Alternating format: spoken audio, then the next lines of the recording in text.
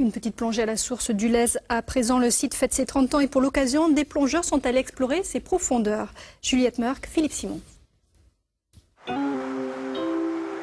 Septembre de cette année, une petite équipe de spéléo d'élite se glisse doucement dans les eaux du Lez, près de sa source, dans cette vasque naturelle aux galeries étroites.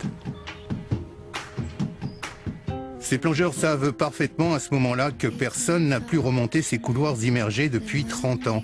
En fait, depuis l'exploration d'une autre équipe dont les relevés à l'époque ont conduit au forage et à la véritable exploitation du Lez.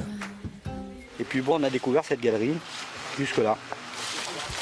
Ce dimanche, les uns avaient donné rendez-vous aux autres, pionniers de cette première exploration, à l'endroit même de la résurgence de la source, une forme de politesse, de respect pour des aînés toujours aussi passionnés. Il y a à peu près à coup sûr une sortie beaucoup plus profonde. Vous êtes aussi enthousiaste, on dirait, qu'il y a 30 ans. Oui, parce que un amour particulier pour cette source. Ça a été une belle plongée. Ouais. J'en ai fait d'autres après, mais celle-là, ça a été une très belle plongée. Ouais.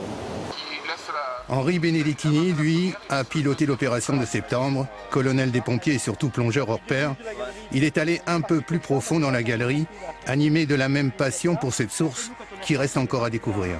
La première étape, c'était d'abord réaliser un documentaire au travers de ceux qui ont déjà plongé, qui ont fait l'essentiel de la découverte, et puis de montrer des images de ce qu'est aujourd'hui une source captée dans un milieu karstique, parce que l'enjeu de l'eau potable est un enjeu capital aujourd'hui. Les plongeurs confirment donc en fait l'importance de la salle souterraine dans laquelle plongent les puits de pompage, et également le fait que le boyau s'enfonce très profondément, ce qui permet de penser qu'il y a effectivement beaucoup d'eau encore sous nos pieds.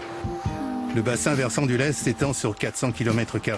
Il demeure donc fragile aux infiltrations polluantes, mais à l'anniversaire de son captage, la source demeure encore la richesse des 70 communes qui l'abreuvent.